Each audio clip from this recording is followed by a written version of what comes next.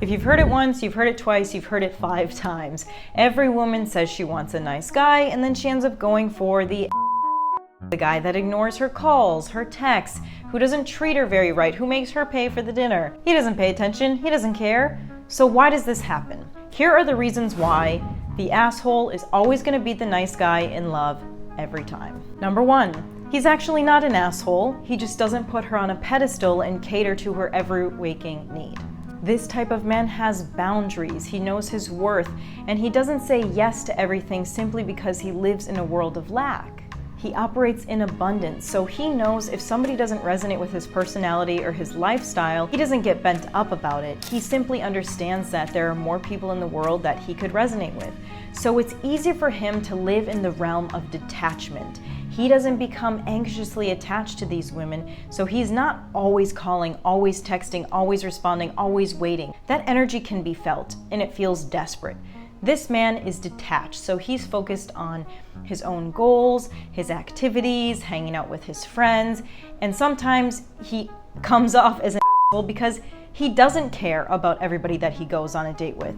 And generally, when we don't care about everybody that we go on a date with, we tend to ghost them. We tend to not be as responsive. Everybody gets lonely, so we have people that we kind of put on the side. We'll text every once in a while.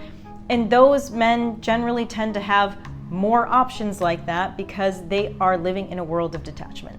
Number 2, he focuses more on being a good man than a nice guy. And what we mean by this is that he's not focused on doing nice things as a subconscious way to get what he wants. He does nice things because he wants to. He does nice things because that's who he is. He's not expecting a payment back, which means he's not overstepping or sacrificing his own boundaries. He doesn't feel resentful when he doesn't get payment back because when he doesn't want to do something, he generally doesn't do it. And this is the difference between being a good man and a nice guy, is that a good man is going to follow a good standard set of morals, boundaries. He's always going to try to do right by people.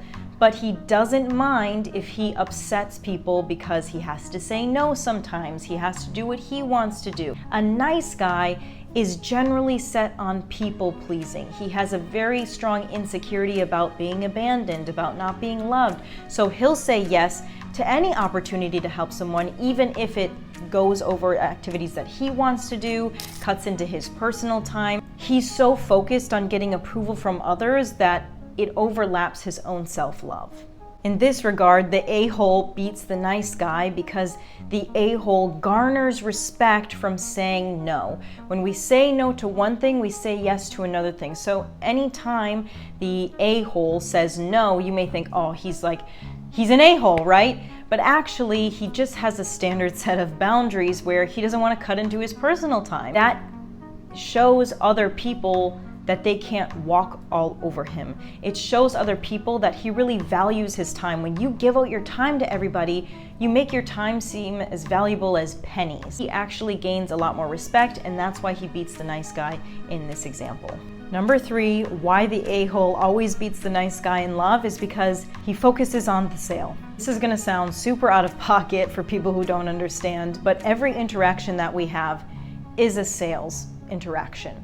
You have to sell someone on being your friend. You have to sell someone on being a husband. So when an a-hole meets someone, they're focused on the sale because the purpose of the sale is to close it. When a nice guy meets someone, the focus of his sale is to get validation. The a-hole already validates himself enough. He's got a high enough ego where he doesn't need that person's validation.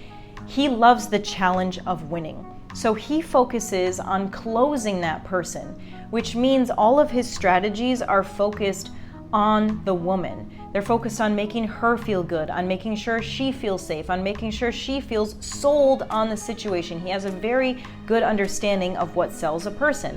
The nice guy is not focused on the other person. He thinks he is, but subconsciously what he's really focused on is gaining validation from the woman, is gaining approval from the woman.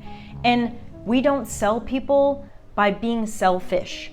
We sell people by solving their problem, by solving their need. Even though this guy may be a jerk, may be an a-hole, He has sold her on the idea that he is going to solve some need or desire that she has. Meanwhile, the way that you may be trying to sell it is in thinking that you're trying to sell her something, but she doesn't need it or she doesn't want it. The whole energy to which you're selling from is different, so that is why the a-hole beats the nice guy in that scenario. Number 4, the girl you're going after probably isn't very healthy. If this guy truly is being an a-hole, he's got tactics that help attract unhealthy women, and you are lusting after the tactics and the women that are, in the end, ultimately going to destroy you. At the end of the day, if he's actually being rude to her, being mean, he's not just having boundaries, he's not just standing up for himself and gaining respect, if he's actually being an a-hole, then he is winning a woman who feels the need to validate herself by chasing an unavailable man. That's not a woman that you want to win. But you think it's a woman that you want to win because maybe she's very beautiful, or maybe it's someone that you've always desired. At the end of the day, food cooked with spoiled ingredients isn't food that you want to eat. On the other hand, healthy women don't feel the need to be validated and chosen by the bad guy. They actually do want someone who's considerate, who can open up emotionally, who can contribute to being a good household. And they're going to be more upfront about their needs, wants, desires. They're going to be more considerate about the type of partner that they choose. They just feel more far and in between because, like anybody who observes the dating world, there is a lot of abandonment issues that are around. There is a lot of people who are just seeking to validate themselves, seeking to be seen.